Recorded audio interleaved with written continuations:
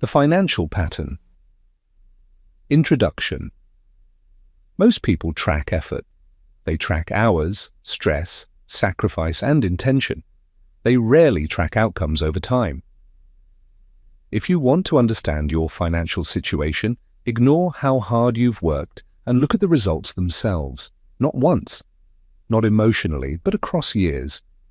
When you do that, something becomes visible that is easy to miss while you're busy. Repetition. Income changes in small ways, but it doesn't escape a certain range. Circumstances shift, but the overall level remains familiar. There may be progress, setbacks, recovery, but the pattern stays intact. This repetition is not obvious because it feels normal. Normal doesn't trigger an alarm. It doesn't demand explanation. It simply becomes background. Earl Nightingale paid attention to this when others didn't. He wasn't interested in individual stories or temporary changes. He was interested in consistency because consistency points to cause. Repeat. Something upstream must also be repeating. Most people assume that trying harder is upstream. It isn't. Effort is downstream. It's a response to internal conditions, not their source. You can increase effort without changing direction. When that happens, you don't create new outcomes. You stabilize existing ones. This is why people can work longer hours and still feel financially stuck. They are applying more force to the same internal settings. Nightingale observed that people rarely question the thoughts they return to daily. Not the thoughts they admire or agree with, but the ones they default to. What feels reasonable to charge? What feels safe to risk? What feels realistic to expect? And these judgments happen quickly, without deliberation. They don't announce themselves as beliefs. They present themselves as common sense. But common sense is often just familiar thinking that has never been challenged. When the same assumptions are repeated, the same decisions follow. When the same decisions follow, behavior stays consistent. And consistent behavior produces consistent results. This is not a theory, it's mechanical. People are not trapped by a lack of opportunity. They are constrained by internal reference points, invisible limits that define what feels acceptable long before a choice is made. Because of this, most financial ceilings are not experienced as barriers. They are experienced as comfort zones. Not comfortable, but familiar enough to feel unavoidable. That familiarity is what makes the pattern hard to see. And what you don't see, you don't change. Nightingale never suggested that people are punished for thinking incorrectly. He suggested something far more neutral. Repetition produces form. Whatever thought patterns dominate, they shape behavior. Whatever behavior repeats, shapes results. The mistake most people make is trying to change results directly. They change tactics, environments, or goals, while leaving the underlying repetition untouched. When that happens, the system corrects itself. Results drift back to the same level, regardless of effort. Until repetition is addressed, progress remains fragile, temporary, reversible. This is why financial change feels exhausting for so many people. They are pushing against a mechanism they haven't identified, and you cannot correct a pattern you refuse to measure. The rest of this audiobook is not about motivation or belief in abundance. It is about identifying the repetition that is already shaping your financial life, whether you agree with it or not. Because once repetition is made visible, it stops being invisible. And once it stops being invisible, it becomes adjustable. That is where change actually begins. Chapter 1. Repetition is the real currency. Earl Nightingale's most quoted line is also his most misunderstood.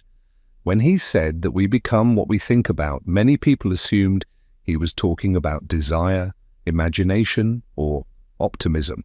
He wasn't. He was talking about repetition, not what passes through the mind occasionally. but what settles there and returns again and again. A single thought has no power, even a good one, even a true one. Thoughts only begin to shape outcomes when they repeat often enough to become familiar. Familiarity is what gives a thought authority. Authority is what allows it to influence behavior without resistance. This is why people can read books, attend seminars, or experience moments of insight without any lasting financial change. New ideas appear briefly, but they don't replace the existing pattern. They visit, then leave. The old thoughts remain in place because they are rehearsed daily. Rehearsal is what matters. Nightingale understood that repetition functions like currency in the mind. The ideas you spend every day determine what you can afford to believe, attempt, or tolerate. When the same internal dialogue is repeated, it doesn't feel like programming. It feels like reality.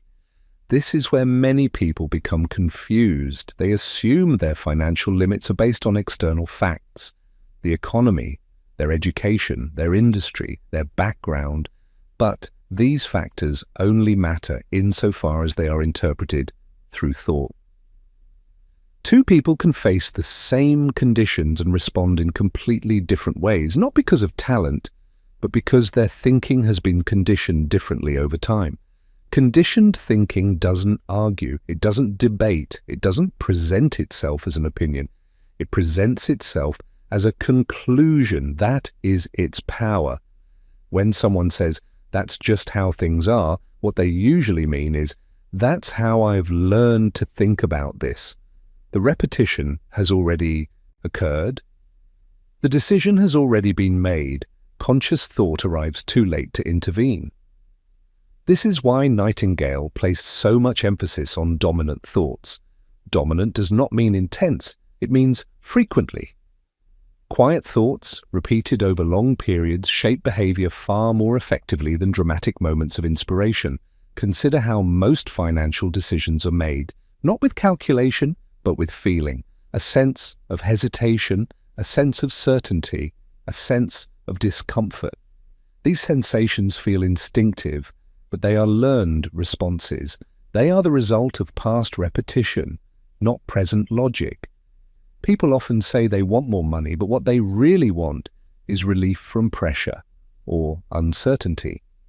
When faced with a choice that threatens their internal sense of stability, they retreat, not consciously, automatically. This is where repetition exerts control. It defines the internal range of what feels acceptable. Anything outside that range triggers resistance, regardless of whether it makes sense on paper. Nightingale never claimed that thoughts create money directly. He claimed something far more precise. Thoughts create behavior, and behavior creates income. When thinking is repetitive, behavior stabilizes. When behavior stabilizes, results repeat.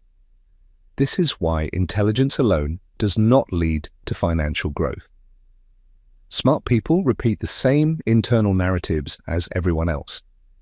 Knowledge does not override conditioning. Conditioning overrides knowledge. This also explains why people often sabotage progress after brief success.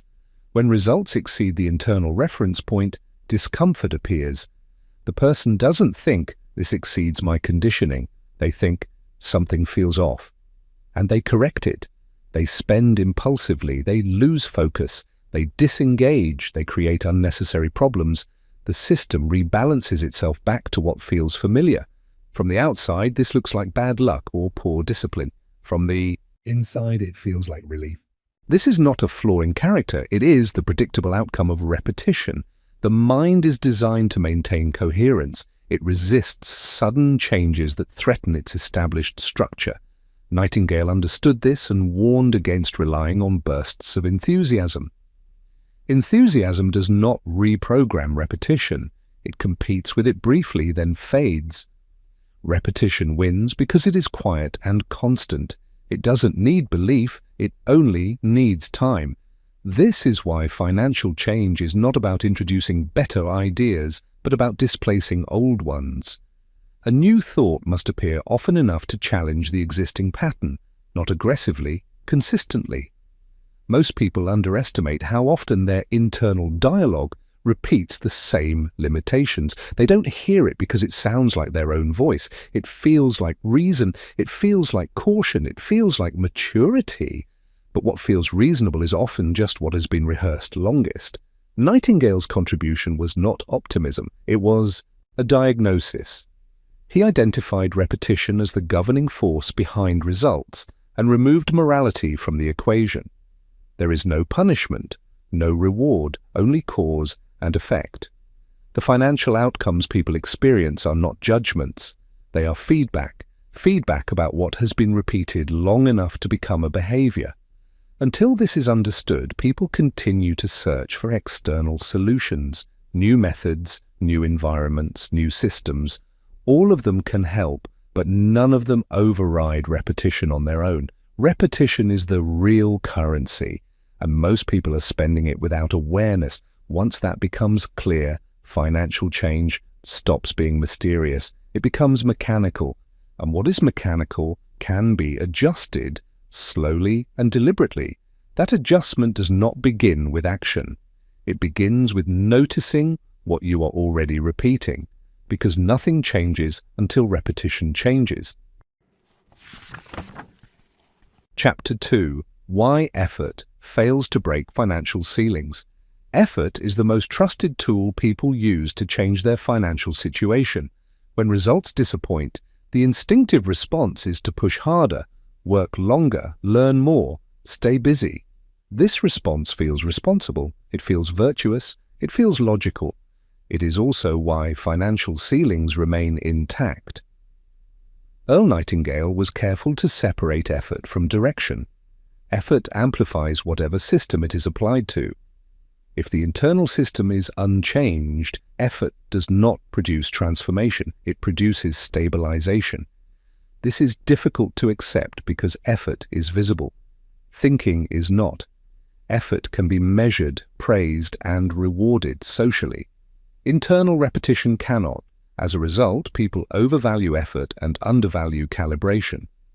When effort increases without a change in internal reference points, one of two things happens. Either results remain flat or they improve briefly and then regress. In both cases, the ceiling holds. This creates a specific kind of frustration. People feel they are doing everything right and still not moving forward. They interpret this as unfairness or bad timing. Nightingale interpreted it as misapplied force. Effort operates downstream. It expresses decisions that have already been made internally. You cannot outwork an internal limit because effort takes its instructions from that limit. Consider how people decide what opportunities to pursue. The decision rarely begins with analysis. It begins with a feeling, interest, resistance, anxiety, indifference. These reactions occur before conscious evaluation. By the time effort is applied, the direction has already been selected. This is why people can be highly productive and still stagnant. Productivity does not guarantee progress, it guarantees output. Progress requires alignment between effort and internal permission. Nightingale often warned against confusing movement with advancement. Movement is easy to create. Advancement requires a change in internal orientation. Without that change, effort circulates within a closed system. A closed system can work harder indefinitely without expanding. This is why financial ceilings feel invisible. They are not encountered as walls, they are encountered as preferences.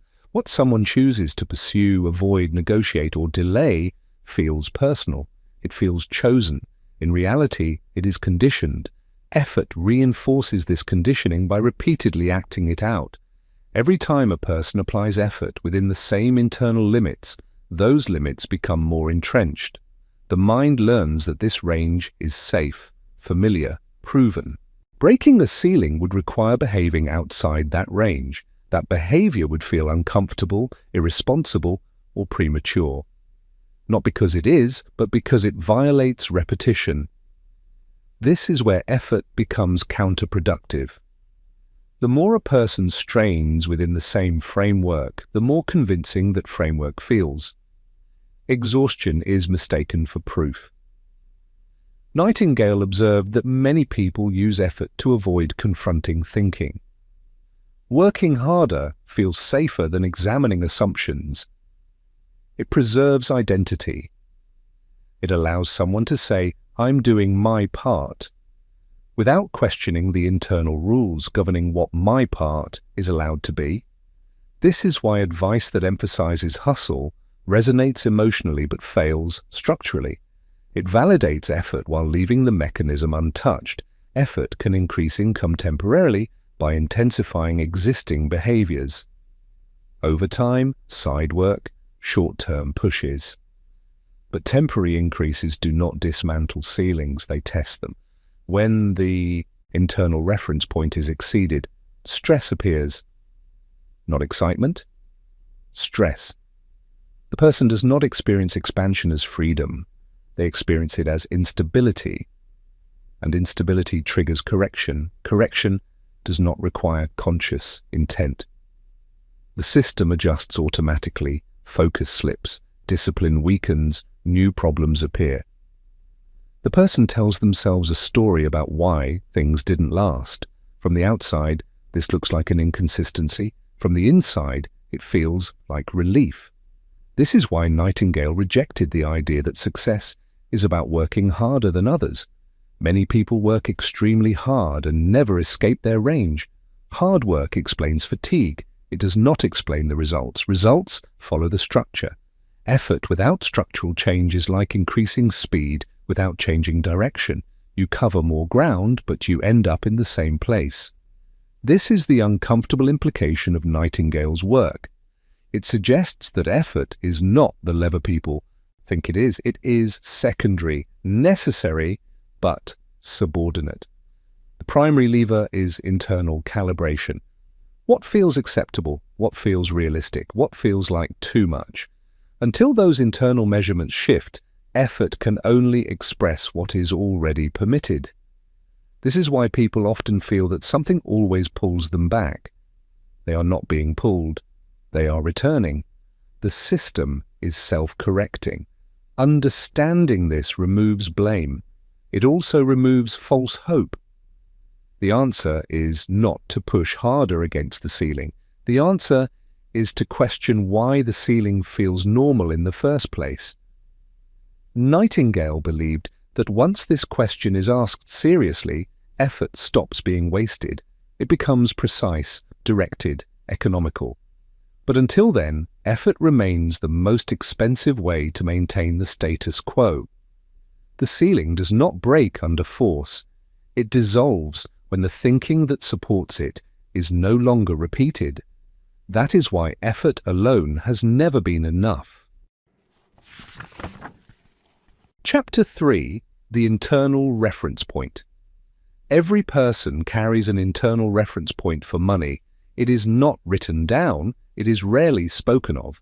Most people are not even aware it exists, and yet it quietly determines what feels acceptable long before any decision is made.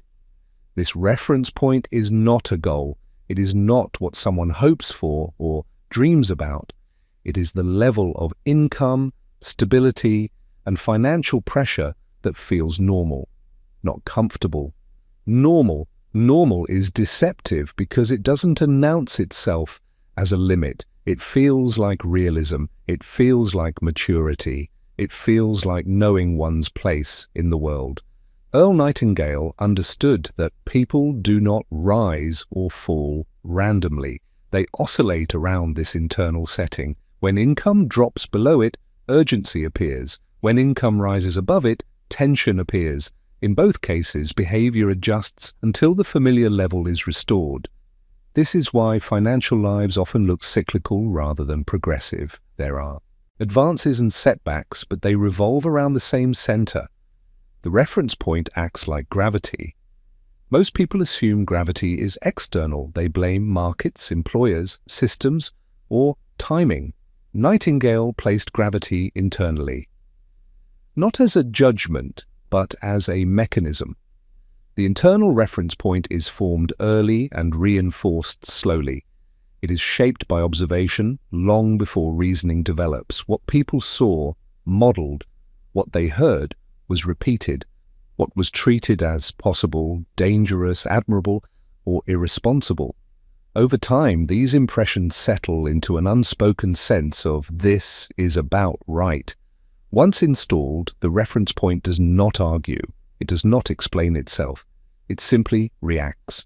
When an opportunity appears above that level, the reaction is rarely excitement. It is hesitation, rationalization, delay, a sense that something is off.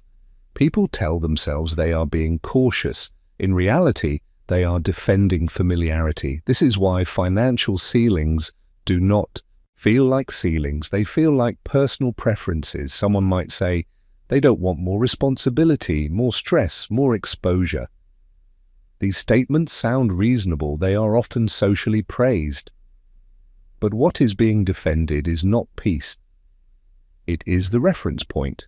Nightingale observed that people rarely ask why certain numbers feel safe while others feel unrealistic. They treat the feeling as evidence. If it feels unrealistic, it must be unrealistic. This is how internal limits become invisible. They are experienced through intuition. The reference point also explains why sudden financial gains often disappear. When income increases faster than the reference point adjusts, internal conflict arises. The person does not consciously reject success. They unconsciously correct it. They loosen the structure. They stop paying attention. They make decisions they would not normally make. They revert to habits that feel grounding. From the outside, it looks like self-sabotage. From the inside, it feels like returning to balance. The mind values coherence over progress. It prefers familiar struggle to unfamiliar stability. That preference is not emotional. Nightingale did not frame this as fear of success. He framed it as conditioning. The mind protects what it recognizes. This is why people often say they are not money-driven or that they value simplicity. These may be sincere values, but they can also function as rationalizations for unexamined limits. The reference point does not require justification. It only requires repetition. Once established, it filters perception automatically. Opportunities are not evaluated objectively. They are evaluated relative to the reference point. Anything too far outside the range is dismissed before logic engages. This is why advice alone does not work. You cannot reason someone out of a reference point they did not reason themselves into. Nightingale believed that awareness was the first disruption. Once someone notices that their reactions are consistent rather than situational, the reference point becomes visible, and what becomes visible can be adjusted, but adjustment does not happen through force. Trying to override the reference point creates resistance. The system tightens. Adjustment happens through gradual recalibration, repeated exposure to new standards, new norms, new definitions of what is acceptable. This is slow work, which is why most people avoid it. They would rather change circumstances than confront internal calibration. Circumstances feel external. Calibration feels personal. But Nightingale was clear. Circumstances rearrange themselves around the reference point, always. Until the reference point shifts, gains remain temporary and losses feel inevitable. This is not a statement of limitation, it is a statement of precision. Once the internal reference point is understood, financial behavior stops feeling mysterious. Patterns that once felt like bad luck begin to make sense, and responsibility becomes neutral rather than heavy. You are not failing to push past a ceiling, you are returning to a level that has been rehearsed. The work, then, is not to force expansion, but to redefine normal. And that begins by noticing what you instinctively return to when pressure rises or opportunity appears. That is the reference point. And it is doing far more work in your financial life than effort ever has. Chapter 4. Decisions you never decide. Most people believe they make financial decisions consciously. They imagine a moment of choice, a weighing of options, a deliberate conclusion. In reality, most financial decisions are already made before conscious thought arrives. Earl Nightingale understood this and treated it as a central problem, not a philosophical one. He observed that what people call decisions are often just reactions that feel personal. A genuine decision requires evaluation. Most financial responses do not involve evaluation. They involve recognition. Something feels right, wrong, risky, or premature almost instantly. The mind labels this reaction as intuition, common sense, or experience. Then logic is brought in afterward to justify it. This sequence matters. If logic arrives after the reaction, it is not guiding behavior. It explains behavior that has already been selected. This is why people often feel certain without knowing why. They say things like, "I just know," or "it doesn't sit right with me." These statements sound wise. Sometimes they are. Often they are simply conditioned responses repeating themselves. Nightingale pointed out that repeated thoughts create reflexes. Once a thought pattern has been rehearsed long enough, it no longer needs conscious approval. It triggers action automatically. This is how internal limits operate without resistance. Consider how quickly people decide what they can afford, what they are worth, or what they should charge. These judgments appear instantly. They do not emerge from calculation. They emerge from memory, from repetition. The mind compares the present moment to past conditioning and responds accordingly. This is why two people can be offered the same opportunity and respond in opposite ways. One leans in, the other pulls back. Both believe they are being rational. Both are obeying different internal programs. These programs were not chosen, they were absorbed. Most people underestimate how early these patterns are installed. Long before someone understands money, they absorb attitudes toward it. Tension, scarcity, caution, optimism, avoidance. These impressions accumulate quietly. By adulthood, the program is already running. This is what makes financial change so difficult. People try to alter outcomes while obeying the same internal commands. They tell themselves they are choosing differently, but the range of choices they consider acceptable has not changed. This creates the illusion of choice without actual freedom. Nightingale did not frame this as manipulation or control. He framed it as efficiency. The mind automates what it repeats. Automation saves energy. It reduces friction. It creates predictability. The problem is not that automation exists. The problem is that most people never audit what has been automated. As a result, they spend years deciding within the same narrow range. New information enters the system, but it is filtered through old assumptions. The conclusion changes slightly. The trajectory does not. This is why financial advice often feels irrelevant.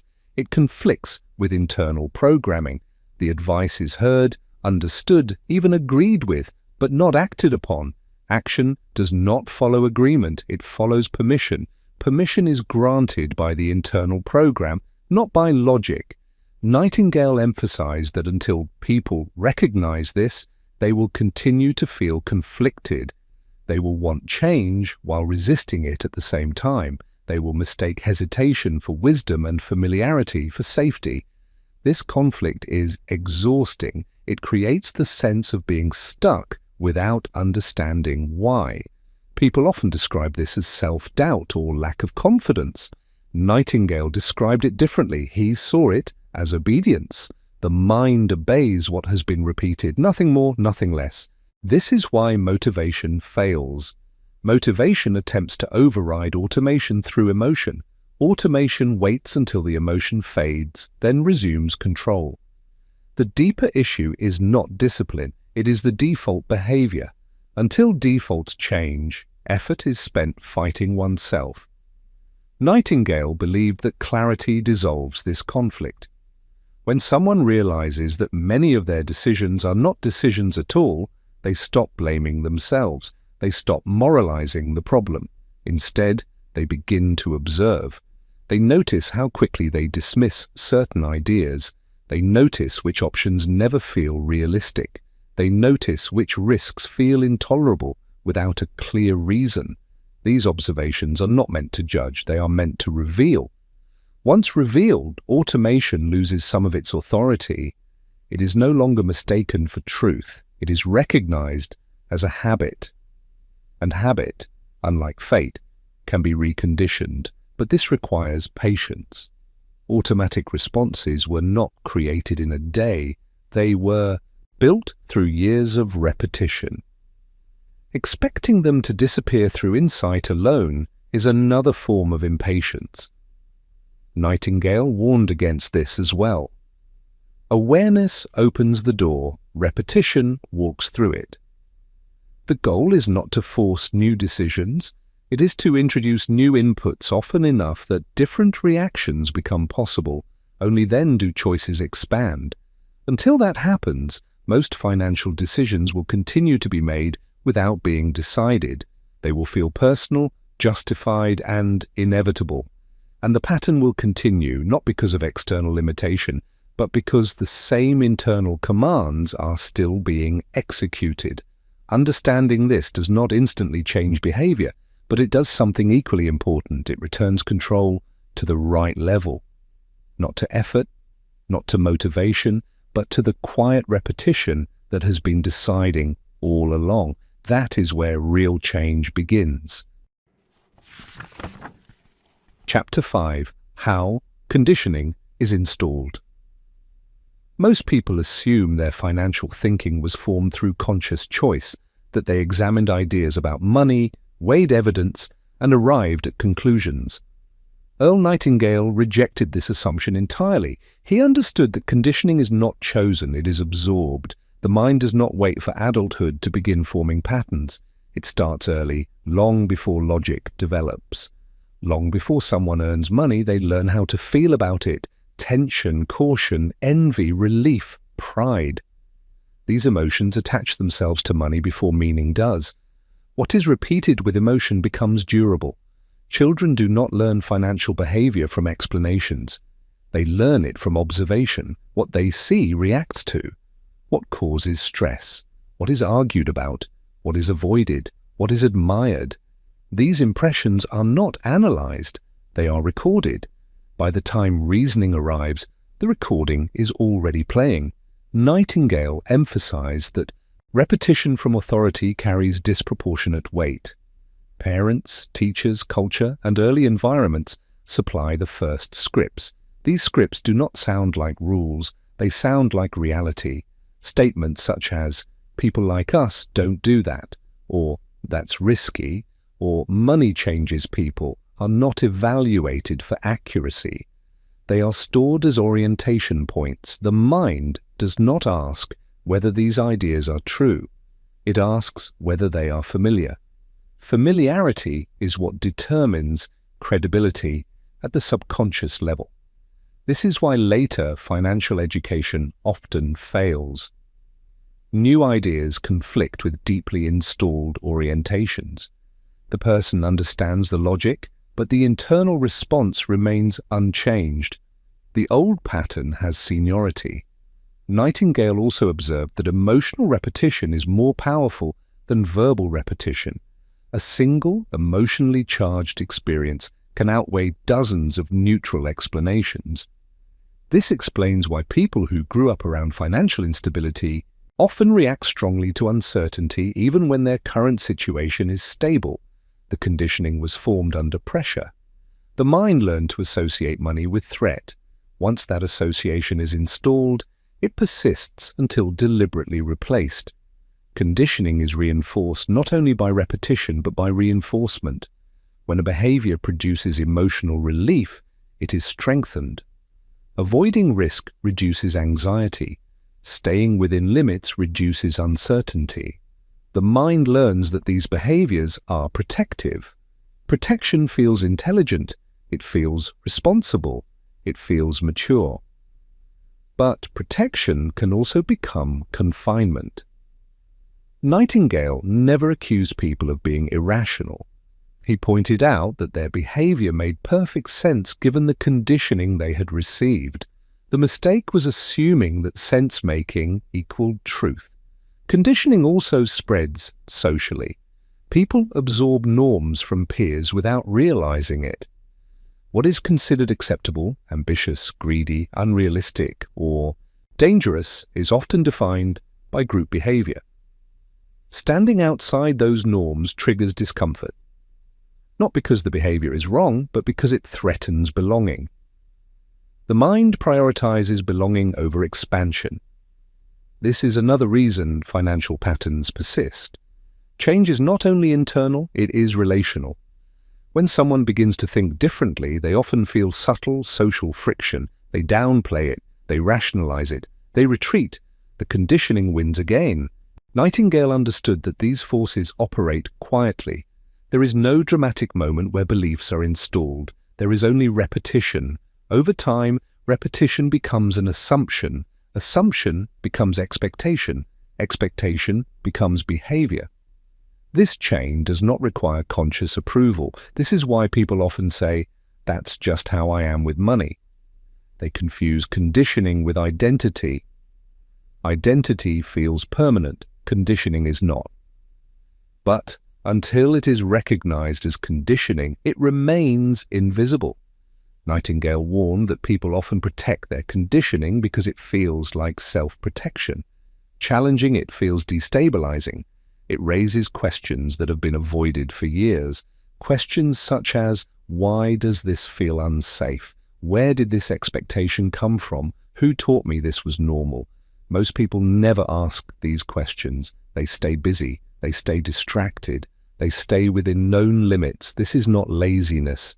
It is efficiency. The mind prefers predictable discomfort over unpredictable possibility.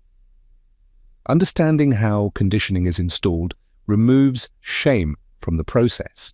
You did not design it. You inherited it, absorbed it, rehearsed it. But inheritance does not mean obligation.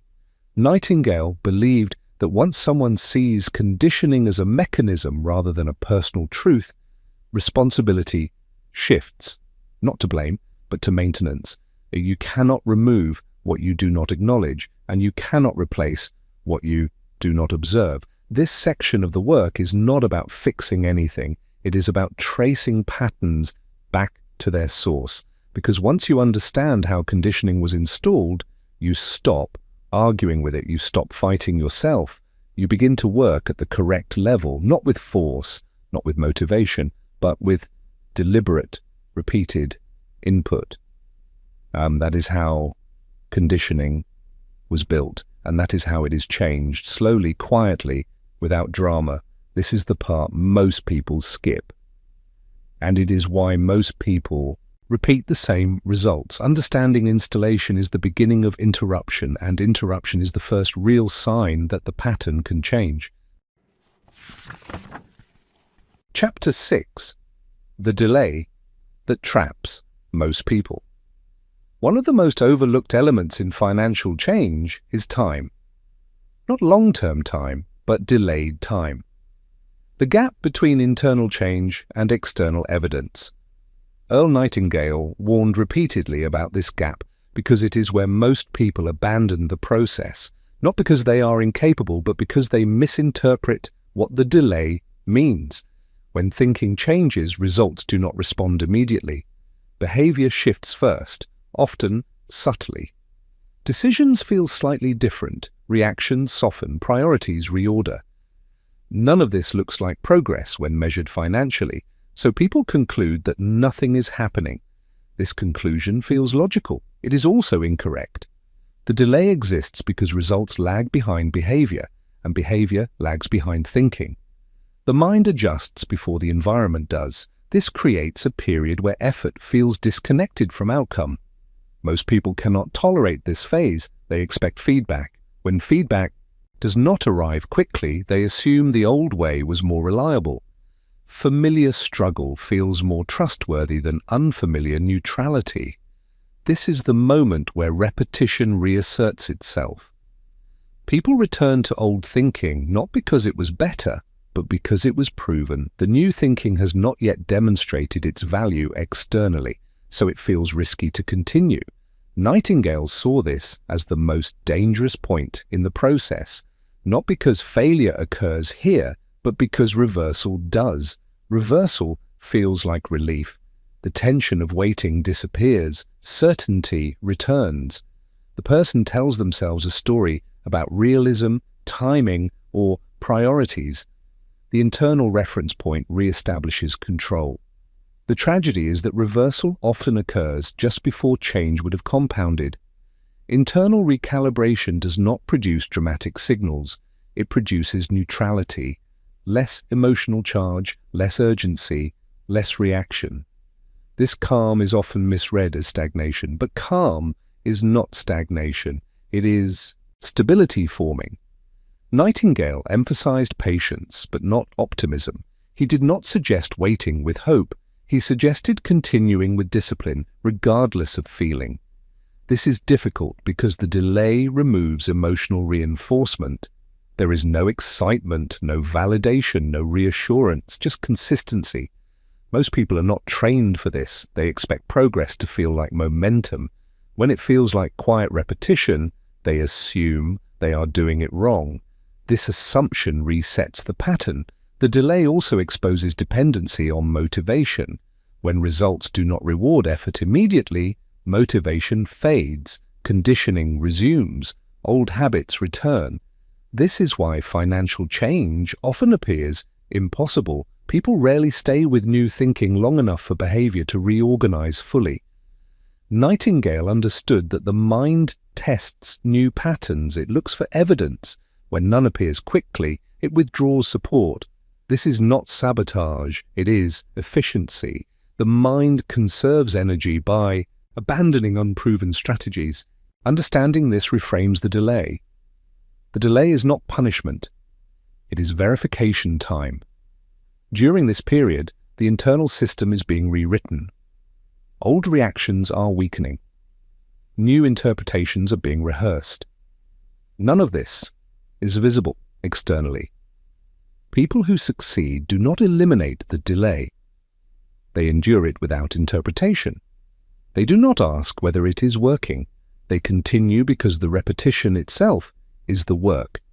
This is where Nightingale's thinking diverged sharply from popular motivation. He did not promise quick results. He warned against expecting them.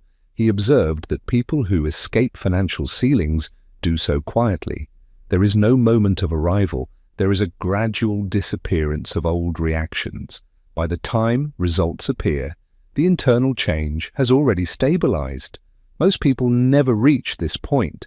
They exit during the delay and reinforce the belief that change is unreliable. The delay is not the problem. The interpretation of the delay is. When the delay is seen as failure, reversal occurs. When it is seen as a process, continuation becomes possible. Nightingale believed this distinction explained the difference between those who break patterns and those who repeat them indefinitely. The delay separates intention from conditioning. It reveals whether repetition is strong enough to persist without reward.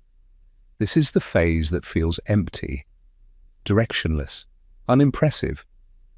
It is also the phase where structure replaces emotion. Once behavior stabilizes at a new level, results eventually follow, not dramatically, incrementally, often unnoticed at first.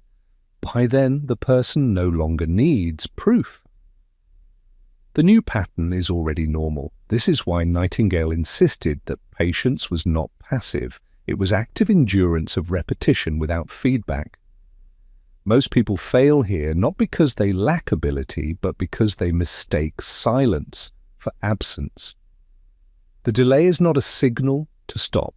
It is the signal that the system is reorganizing. Those who understand this pass through it. Those who don't return to what feels safe, and the pattern continues.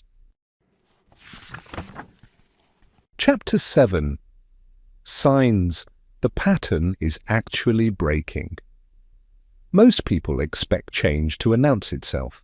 A breakthrough, a sudden increase, a visible shift they can point to and say, "This is it." Earl Nightingale understood that this expectation is precisely why most people miss the moment when change actually begins. When financial patterns start to break, the signs are subtle. They do not look like success. They look neutral. The first sign is not excitement. It is a reduction in emotional noise. Money stops triggering the same intensity it once did. Decisions feel quieter, less charged, less urgent. This calm is often mistaken for a lack of ambition. It isn't. It is the nervous system releasing its grip. When conditioning weakens, the body no longer reacts as strongly. Old fears do not disappear, but they lose volume. The mind pauses where it once rushed. That pause is critical. It is the space where new behavior becomes possible. Another sign is a change in questions.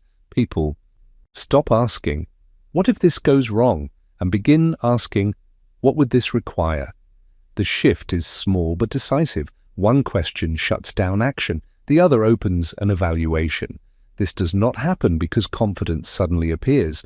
It happens because repetition has altered interpretation. The same situation is now processed through a different filter. Nightingale paid close attention to this. He noticed that people whose patterns were changing began to evaluate rather than react. They did not become bolder, they became clearer. Clarity is often misread as hesitation. It is not. It is the absence of panic. Another sign is pacing. People stop rushing financial decisions. They no longer feel compelled to act quickly to relieve discomfort. They are willing to wait without anxiety. This patience is not discipline, it is a lack of internal pressure. Pressure is the hallmark of old conditioning. When the internal reference point begins to shift, urgency fades. The person does not need immediate resolution. They can hold uncertainty without collapsing into old habits.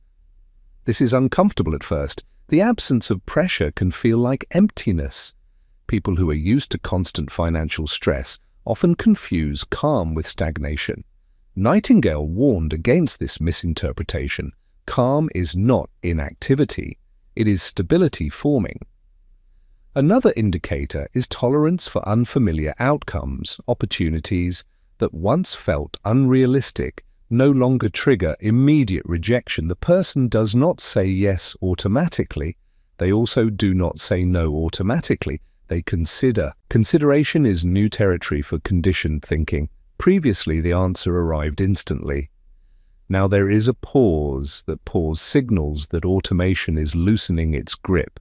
People often overlook this because it does not feel dramatic. There is no rush of courage, no surge of belief, just a quiet sense that something is no longer off limits. This is the moment when people are most likely to sabotage themselves by seeking confirmation. They look for proof in numbers. When none appears yet, they question the process. Nightingale would have recognized this as impatience disguised as realism. Internal change does not need external validation to continue. In fact, seeking validation too early can restore old patterns.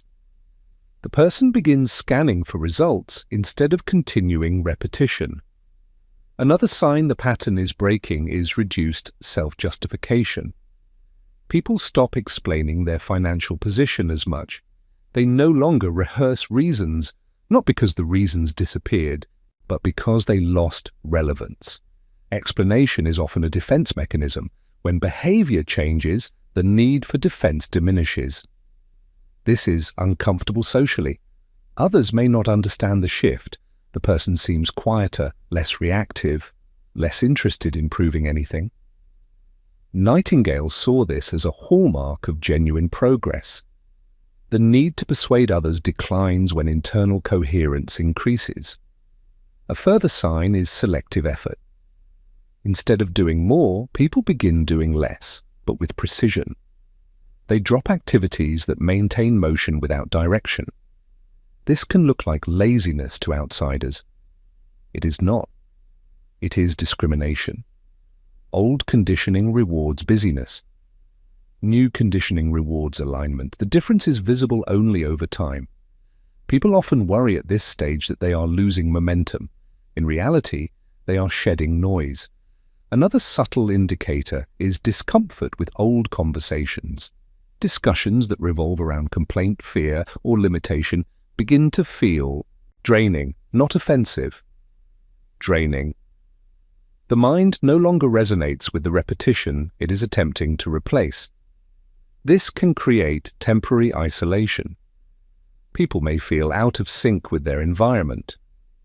Nightingale recognized this as transitional, not permanent. The environment does not change immediately, the person does. This mismatch can be misinterpreted as regression. It is not, it is realignment. Perhaps the clearest sign is this: the person stops asking whether they deserve more. The question disappears, not because it was answered, but because it was irrelevant. Deserving is a moral frame. Conditioning operates mechanically. When the frame changes, the question dissolves. Nightingale emphasized that financial progress does not begin with believing you deserve more. It begins with behaving as if more is permissible. Permission precedes justification. When permission shifts, behavior adjusts quietly. No announcement, no declaration. This is why most people miss it.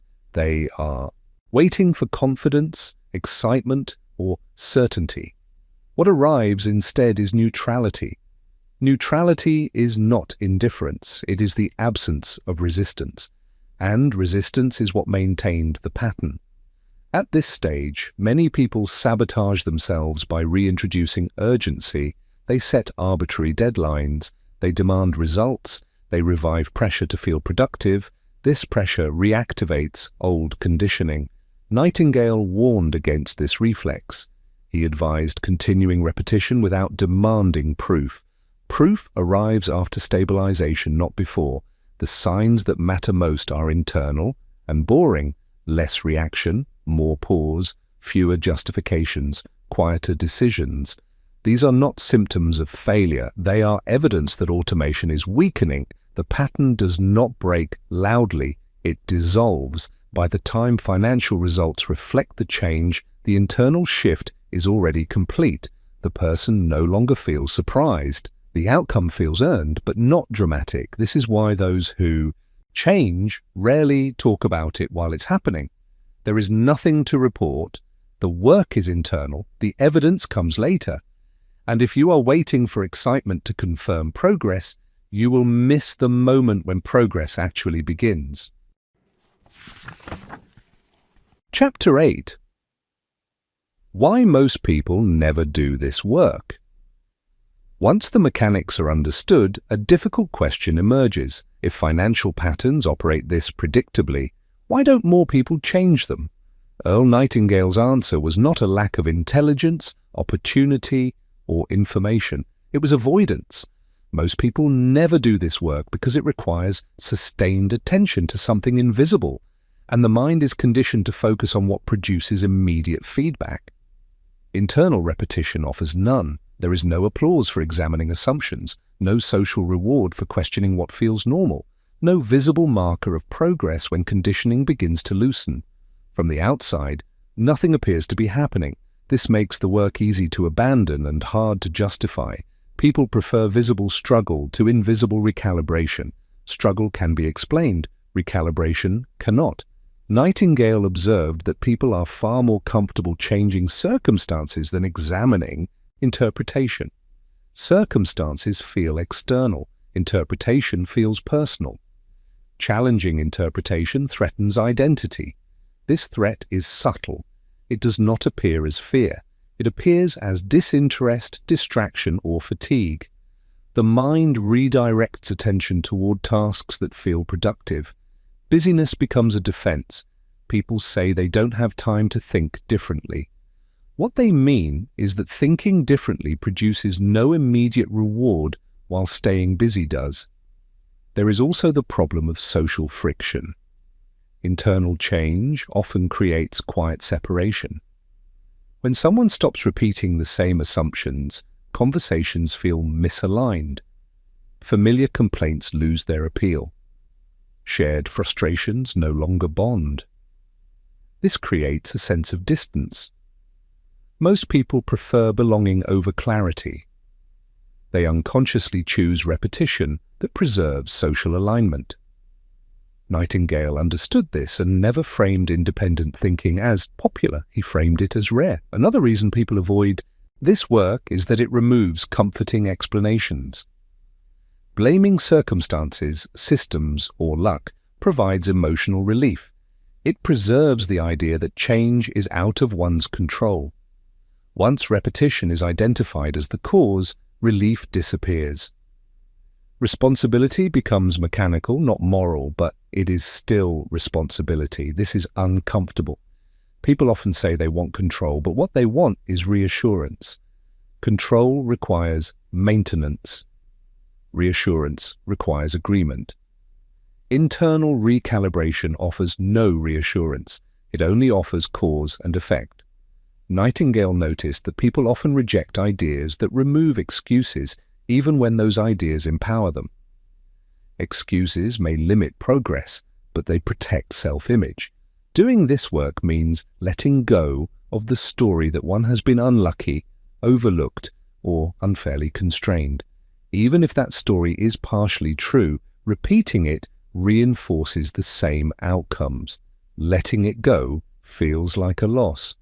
There is also the issue of boredom. Repetition is not exciting. The mind craves novelty. New strategies, new methods, new promises. Quiet repetition feels dull in comparison. This is why people constantly seek new information while ignoring implementation. New ideas stimulate. Old work stabilizes. Nightingale warned that people often mistake stimulation for progress.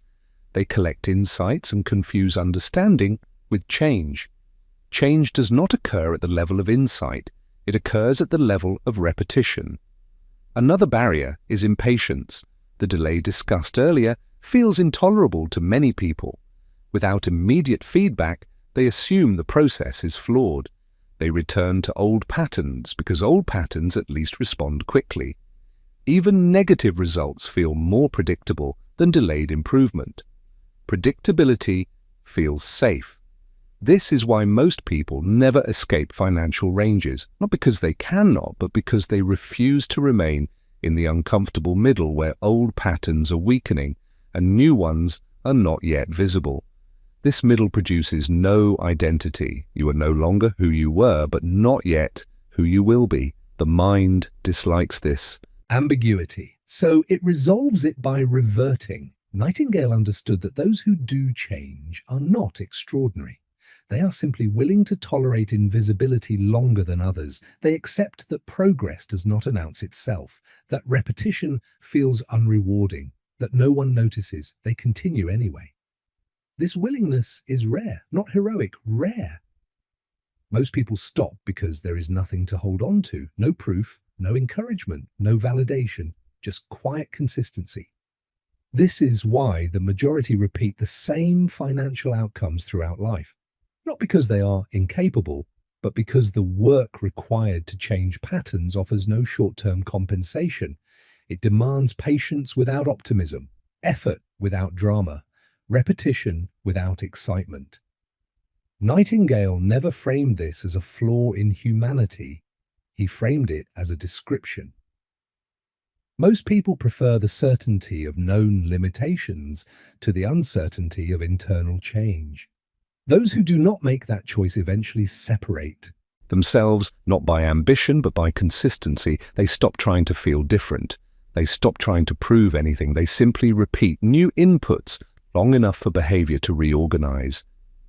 And when results finally shift, it looks accidental to everyone else. This is why most people never do this work.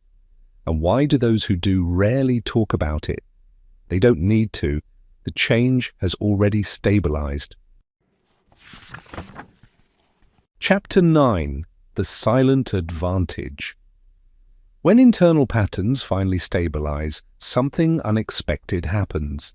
The struggle disappears, not because effort is no longer required, but because effort is no longer misdirected. Earl Nightingale referred to this as the quiet advantage, not an advantage that draws attention, but one that compounds unnoticed. From the outside, nothing dramatic has changed. From the inside, resistance fades. People often imagine that financial progress feels like acceleration. In reality, it feels like simplification. Decisions require less emotional energy.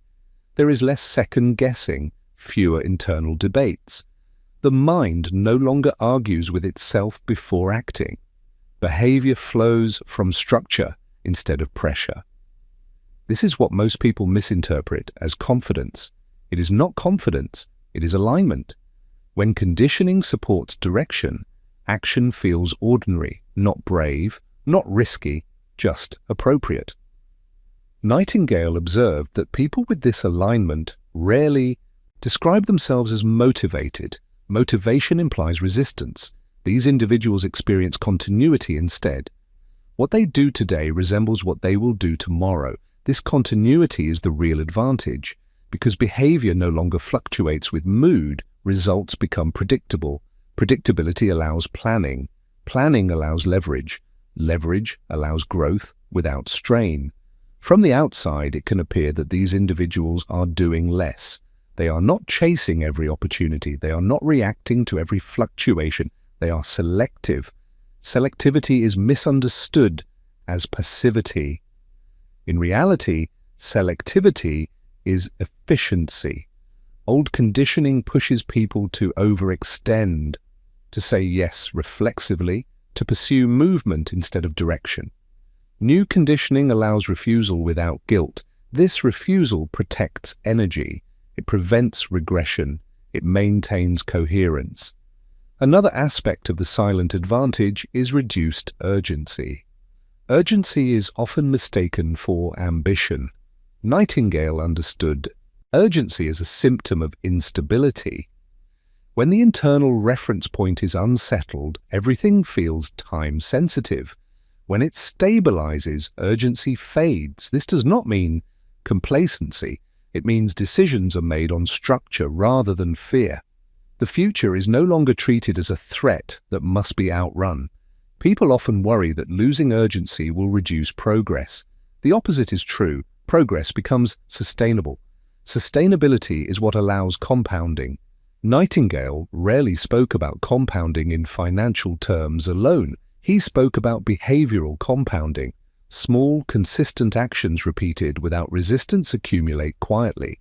This accumulation attracts little attention. There is no story to tell, no dramatic pivot, no visible breakthrough. That is why the advantage remains silent. Those who possess it are rarely admired early. They do not signal ambition. They do not advertise effort. They simply proceed.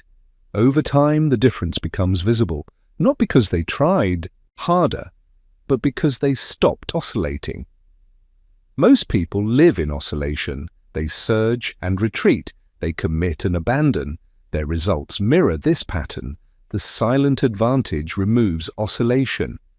Once behavior stabilizes, external volatility becomes less disruptive. Market changes, setbacks, and delays are absorbed without emotional overreaction. The system holds. This is what allows long-term thinking. Nightingale believed that long-term thinking was not a personality trait. It was a consequence of internal order. When the mind is no longer consumed by internal conflict, it can extend its horizon. This is why those who change patterns often appear patient. They are not waiting, they are continuing. Waiting implies anticipation. Continuing implies structure. Another misunderstood aspect of the silent advantage is the disappearance of self-comparison.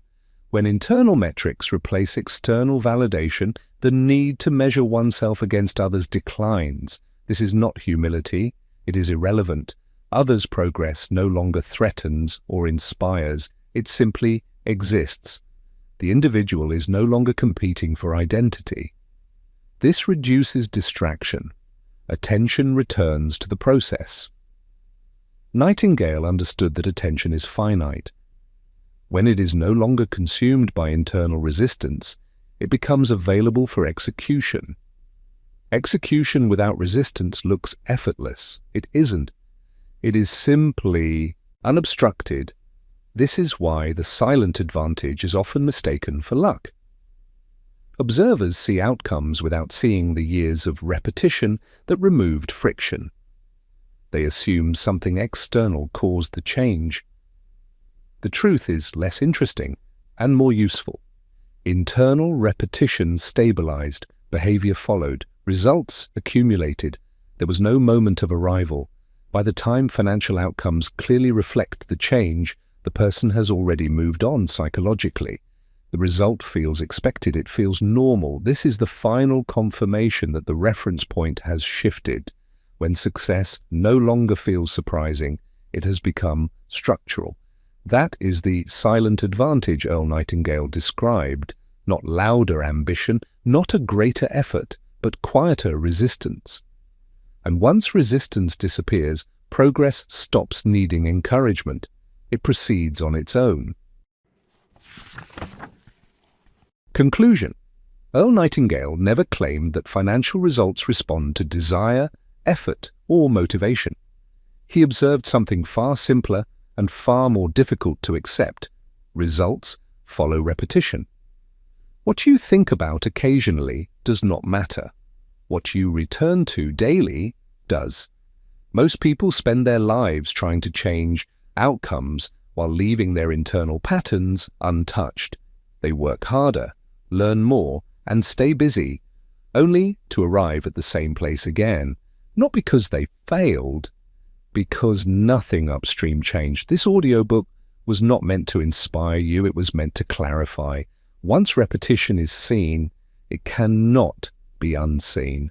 And once it is seen, responsibility shifts from effort to awareness. You do not need to fight your circumstances. You need to notice what you have been rehearsing. Change begins quietly, long before numbers move. It begins when familiar thoughts are no longer accepted automatically, when reactions pause, when old limits stop feeling inevitable. That is where repetition starts to break. And when repetition changes, results follow, not dramatically, not instantly, but permanently. Nothing more is required.